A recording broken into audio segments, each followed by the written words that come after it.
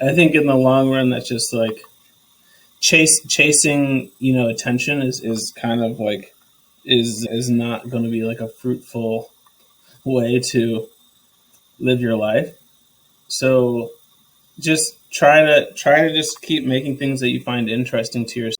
What is up, Shaping Nation? This is Nic Torres here. And on this episode of Shaping Your Pottery, I got to interview Isaac Scott. Isaac makes some really incredible sculptures that he creates from little moments of everyday life. In this episode, you will learn about art talks and keeping the art talks simple. You'll also learn about Isaac's time in Portugal and how that gained him new inspiration for his current work that he's working on. You'll also learn about how finding your unique pottery voice is a learned skill. And there's so much more in this episode, and I hope you guys enjoy it. I'll see you guys in there. Isaac, welcome to Shaping Your Pottery, and share with me, what is something people might not know about Well, you? thanks for having me on. I really appreciate it. It was really exciting when you reached out to me, so I appreciate that. One thing that people, maybe not know about me is I love chess. And I really got into chess when I was like during the pandemic, I think. But it was around the time that Queen's Gambit, that show on Netflix, came out, and Hmm. everybody got into chess for like a hot second, but I just kind of like never stopped. So I'm like pretty like deep into chess now, and I even like watch it for like watch chess tournaments and stuff now. It's kind of nuts. I love that. My niece is really good at chess, Oh and she's wow. like 12. She could beat Oh, me and my brother. She's really good. So, tell me a story how you got started in. so like my very first experience with clay was actually or the one that I can remember was in sixth grade, and that was an art class, and we had one kind of section of the class that was dedicated to clay. And I think we threw one pot on the wheel. Like we each got to take turns, and we each got to throw one thing on the wheel. And I made a bowl, and I just remember how fun that was. And when I was when I was like in sixth grade, I was like, oh, I really want to be able to do that again someday. And so when I realized there was like a clay class in my high school, once I got into high school, I really wanted to take the class, but I wasn't able to take an elective like that until my junior year. And so I ended up taking ceramics my junior and senior year of high school. And that's kind of where I really fell in love with clay. And I kind of never looked back since then. I love that. So, tell me a story about why you decided to get your master's in fine art. So I never really. So first of all, I when I was in undergrad, I did philosophy, and but like I said, after starting doing ceramics in high school, I really never looked back. So I did it throughout my junior senior of high school, and then I was doing ceramics outside of school through my undergrad career. But I never took like art classes. Like I was never in art school, so I never. For one, I never thought I would go back to school and get a master's, and I certainly didn't think I'd go to art school. I was pretty scared to go to art school because I thought that school would ruin art for me. And I didn't have that great of a relationship with school. And I just thought that if I mixed, school with the thing that I really loved, it would ruin it. And I would I would be left without anything after that I was passionate about. So I really didn't want to go to art school or especially get an MFA. But I met Roberto Lugo in Sika, in I think it was in Kansas City. Yeah, it was in the Kansas City in Sika.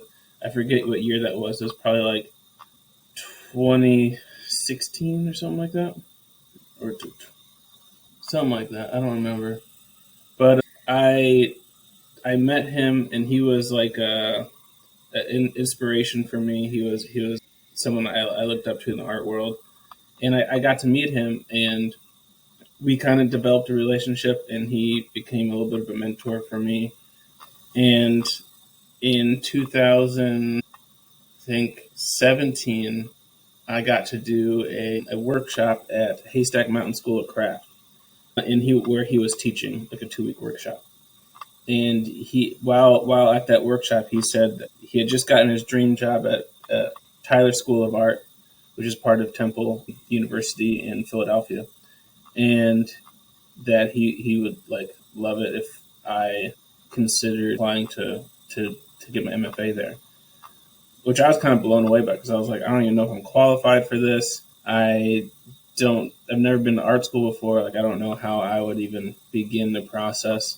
And I also didn't really have a studio at the time to work out of. I was living in Seattle at the time, and I didn't have like a studio access to a studio. So I was really like kind of like I didn't really know how to take that information. But it was kind of like this weird thing, like the stars that kind of aligned. I got a job where I could actually make work to make a portfolio. And so I just went through the process. I applied to school. I made a portfolio.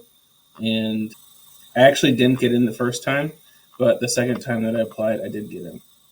So that's kind of like a long winded version, but it really came down to I really didn't want to go to art school, but I think I just trusted like him. I trusted Roberto with me going to art school and hopefully it not ruining it for me through that process. So how did attending art school help with your growth? I think the biggest thing that art school does, especially grad school, is it gives you like depending on how long the program is, like a 2 or 3 year period where like you can really like experiment and not have the weight of, oh, I have to sell this, oh, it has to go into a show, oh, it has to like it's going to go out into the world and have some like serious consequences on my like future or the career or I don't know, something like that. It just like for me, it was at least it was for like avoid of those pressures. Obviously, there's the pressure of like, oh my god, I have to make something for critique, and then everybody's going to like talk about it and sometimes make me feel bad about what I just made. But I think it's like it's an opportunity to explore. In for me personally, it was a place where I could try working with clay in a way I had never worked before, and also try out different mediums I have never tried before because I didn't go to art school. So like clay was literally the only thing I knew walking into walking into school. But then I got to try photography and printmaking while I was there. So and I worked with clay in completely different ways. I had never worked with it before. So that was like all those things I think really benefited me a lot when I was there. I still didn't really like the school aspect of it, but you can't have everything. What were what were some of the things you were trying out with the clay when you were there? So the first thing that I tried, like the very first project I tried to work on was making this giant like 12-foot statue of my sister, and I had never worked with like figuratively with clay before, and so obviously the first thing that I tried doing was making like a full double life size sculpture, which was crazy. It was like madness. And my professors multiple times told me like to stop making it and kind of looked at me crazy when I was in my reviews and stuff. But I was pretty determined to like do this thing. But that kind of got that whole project kind of gotten sidelined when the pandemic hit because everything got sidelined. I lost access to my studio and to clay, and that was basically for almost a year. That's like I lost access to clay, so that was pretty devastating because I hadn't really had that since I started doing clay in high school. So that was kind of like the first time in a while that clay was like not part of my life. So it was kind of a weird thing to go through at that time. So what is one thing that you learned from art school that you still use? I mean, in grad school, the other thing that you learn is like how to talk art, like you how art people talk about art, which is maybe some people if they had gone to undergrad in art school like knew what like was going on, but I didn't know what was going on, so I had to like adapt to that and learn. Like we would get into reviews and I'm like, what are like why are people talking like this? And so that was something I had to adapt to and figure out. And I think it's just like with any profession or any like kind of like when people build like an expertise or skill around something, they kind of have their own way of talking or looking at something or have a lingo around it. And so that's something that has benefited me. Just being aware of that and like being able to navigate that. And so and then like you're asking what other things that benefited me or I still use. Yeah, like I still use. yeah, Um, use. that I think that was like the biggest thing. I mean, the other things are like I still have contacts with like some of the people I went to school with. I think some of the most valuable things that you have is like the peers that you go to school with.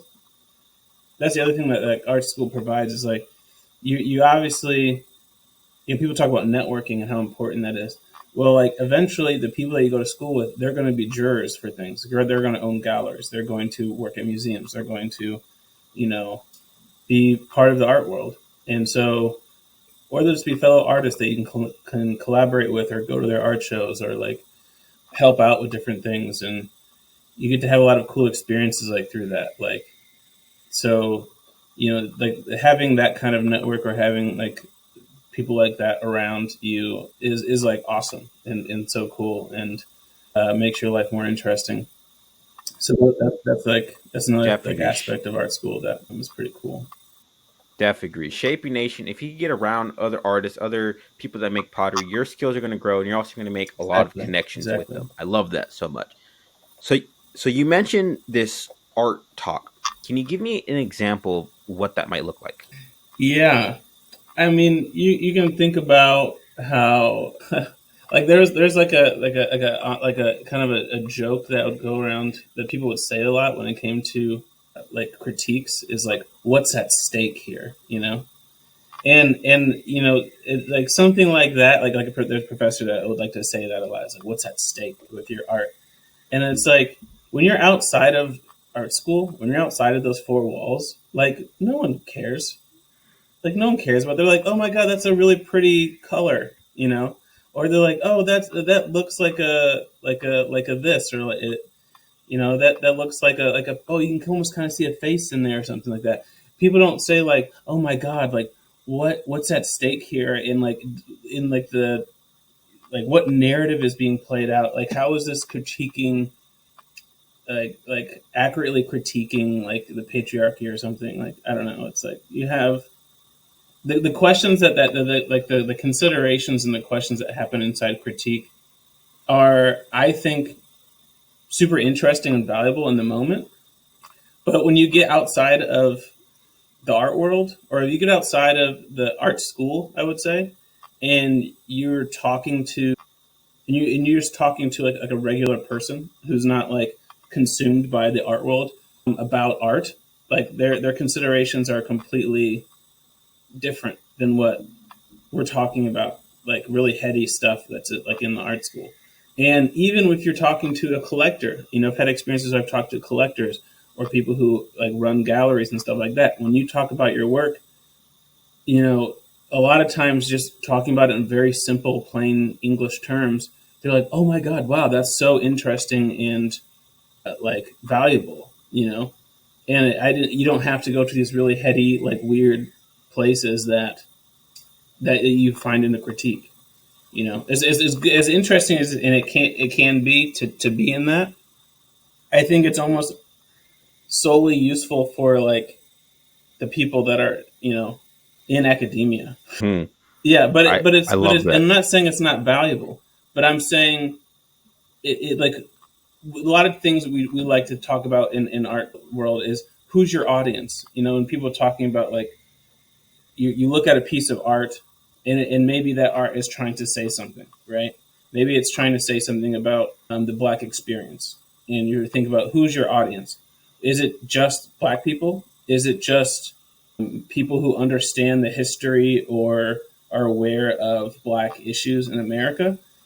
Would this painting or sculpture make sense to somebody in like a different country or who is not aware of that? Is it speaking to something bigger than that? So you're thinking about things that are people say like who's your audience? It's like, okay, well, like when I'm making work, I'm thinking about someone who has like absolutely no idea what like the history of art is, or like heady theory stuff. Like I'm talking to a person who's just like a regular like person. So that's always like Mm-hmm. my goal. And I also like to have to showcase my technical skills to an extent, because I like to be appreciated by my peers in the ceramics world. But it's from like a purely like art like standpoint. It's like I'm not trying to go like super heady with it. I'm not trying to be like overly, I don't even call it like heady with what I'm trying to get across. I really want to talk to a person who like knows nothing about art really. Mm-hmm.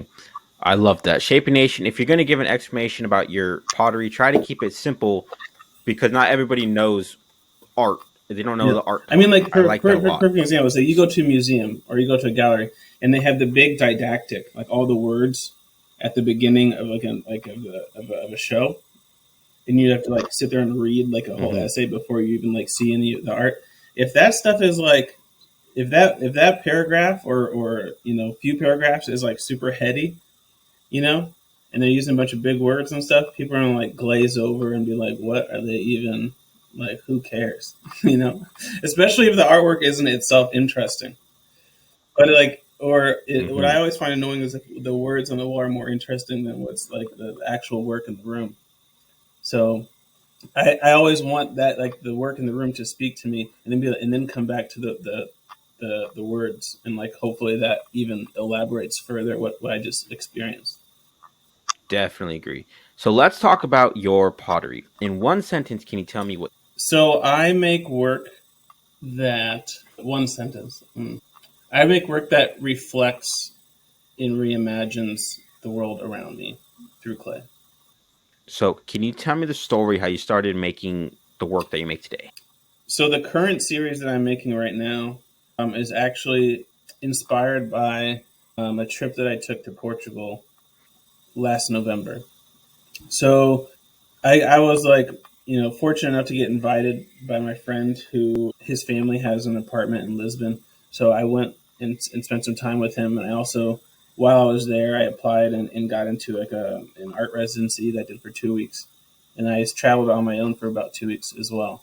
And like during that time, I learned a lot about the history of like slavery and, basically black or like people who have African descent in general from on the in Portugal basically, and that kind of really inspired me to make work based on like the places that I visited and some of the history that I learned when I was there.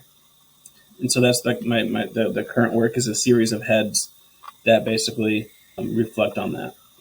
So is it about this stuff that you went to in Portugal that Well, inspired first you? off, I spent the first 2 weeks in Lisbon, and that city is like bananas. It's like so beautiful. Like it's so beautiful. The architecture is nuts. Everything is so old, and just like it's so like, especially like the older parts of the city are like so like ornate and like over the top, and you're like, how is this possible? And there's like all these like crazy marble statues everywhere, and there's like tiled streets and that go in all these like elaborate designs, and you have all these like tiled. There's like ceramic tiles that cover all these walls and all these like elaborate patterns and stuff. And you're just like, and it's all like old as our country is basically. Like everything there is around like 200 and like over 250 years old, and that's because they had like a fire that or like an earthquake that took down the entire city in like 1755 or something like that. So the whole city is like was rebuilt around the time that our country was founded. And so you're just thinking about that, like how old this place is. And it's much, much older than that. And there's even like Roman ruins there and stuff and all these things. And so you're thinking about all the history that's like taken place in this place, and you just think about how ornate and beautiful everything is, and like how did it get to that point? Like how did it's like a because Portugal is like a country I never really even think about, you know, like outside of Cristiano Ronaldo, I had no idea about Portugal. I didn't, like literally almost next to nothing about it. So getting there, you know, you're seeing all this like wealth and extravagance and like beauty that at least used to be there, because like right now it's not like as like their economy isn't very strong. It's basically completely like dependent on tourism at this point, is like their whole economy. But at one point you're seeing like this place was like on top, right? And at one point Lisbon was the richest city in the world. Well, what caused that? What happened? Well, it was they started the transatlantic slave trade. So you're like, oh, okay. And I kind of like knew that from like somewhere in my like history courses in, you know, in high school or something like that. Hmm. But so it's kind of like something that was like somewhere in the back of my mind, but I didn't really kind of think about it until I was actually there. But I was just so blown away by this place that I was like, yo, I got to find out more. Like, how does this place like come to be? Like, it looks like right now like it's in the 1700s. It's nuts.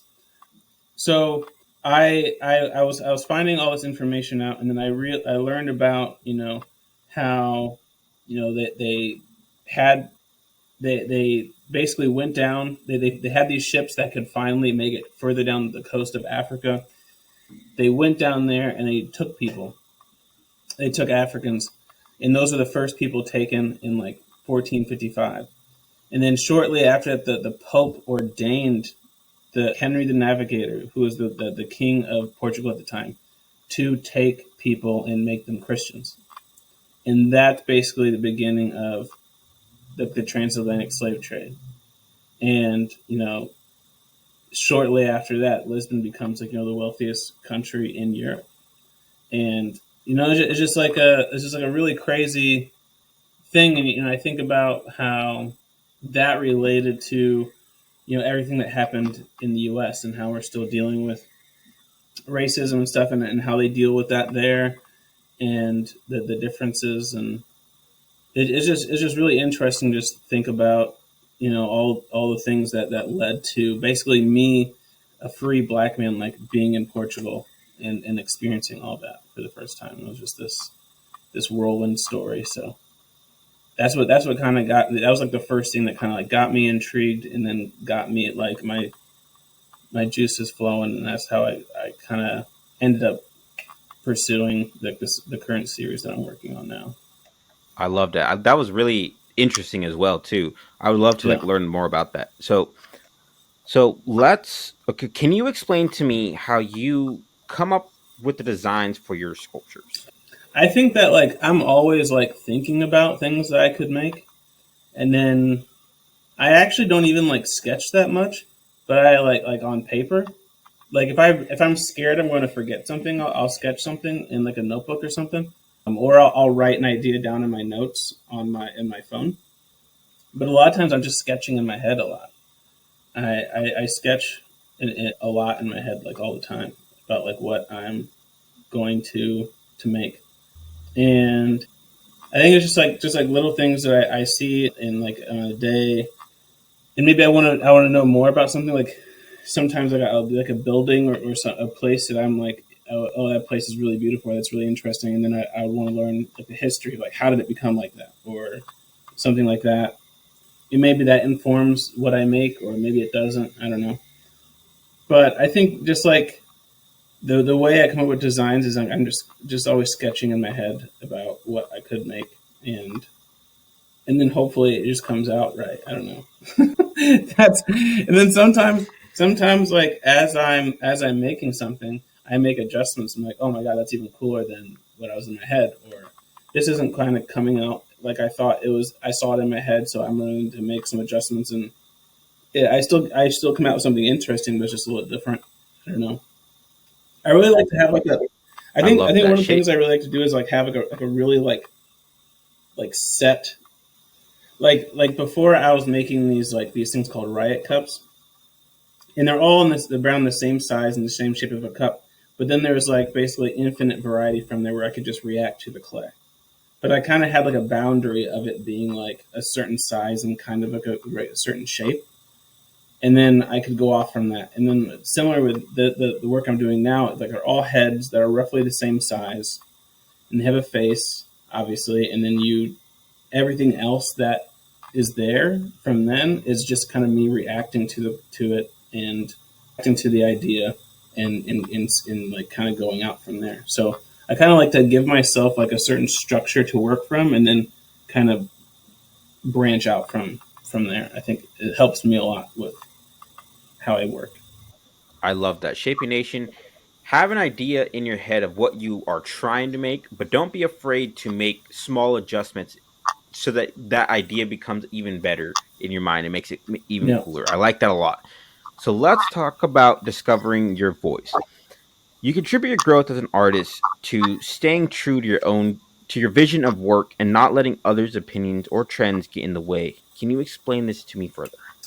I mean I think one of the things that you see like a lot of now, and I guess a little bit in ceramics, but what I see a lot is just like online, you'll see one person do something online that's successful to go viral, and then you'll see like 50,000 more people do like the exact same thing and to like chase that idea of becoming viral or like famous or something. And I think in the long run, that's just like chasing, attention is kind of like is not going to be like a fruitful way to live your life. So just try to just keep making things that you find interesting to yourself, and I think other people will find them interesting eventually. I think that's the Definitely. biggest thing. So what was the question again? It was you contribute your growth as an artist to Oh staying yeah, true to your vision and not yeah, letting others' exactly. opinions at work. So staying true to like what you really like. What do you actually find most interesting about clay, and what kind of clay world do you want to live in, or what kind of work do you want to see in the world? And like my suggestion is to make that work. You know, like Definitely don't agree. see some 100%. mugs that are like going viral online and then try to like reproduce that in some way. Just like or see someone who has like who's has a bunch of like posts, who's like, I don't know, marketing themselves in a certain way, I guess, in on Instagram or YouTube or something like that, and then try to replicate that. Just like what kind of like how do you want ceramics to exist online, or how do you want ceramics to exist in the world, and then like what do you have available to you to make that right now, or how can you work towards making that, and or like what kind of podcast do you want ceramics to have, maybe that's another thing. So and then make the steps towards making that. So I think that's like always having that goal in mind, even if it's down the road, I think is important and like something to work for. Definitely agree. Shaping Nation, don't chase the attention of like trying to make something that you think will maybe sell or maybe will go viral. Makes the stuff that you want to make, and all that will come in the end. I promise you that. So, what advice would you give to someone trying to discover their own unique voice with their pottery? I think that like the I think finding like your voice. I think that's just something that like it's something that's learned, right? So people like to say, "Oh, I'm not really creative," or like I'm not, I'm not good with, like clay, or I'm not good with painting or something. But it's like it's all really just things that are learned skills.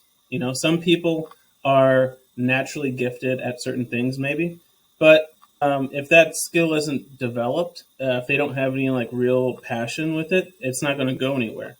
So I think that like same with like finding like your voice, or like what does my work look like.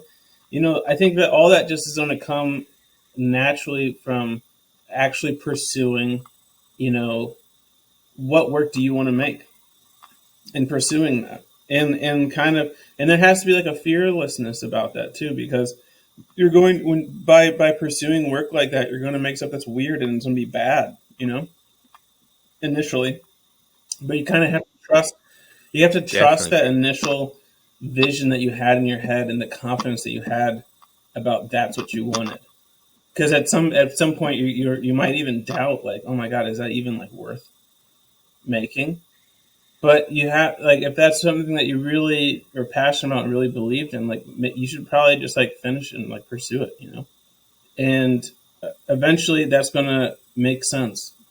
so, Definitely so agree. I think that's just like, I think the only way to develop your voice is to do that process and then repeat it, and then repeat it, and then repeat it, and eventually 100%. you're gonna look back and you're gonna have work that is just only could have been made by you, because you took all the work, you took all the risks, and you made some weird stuff, and then eventually made it look really good, or you made it make sense. It all kind of like fits together, and that's only something that you can do over time. It's like no amount of like art school or any of that stuff is gonna.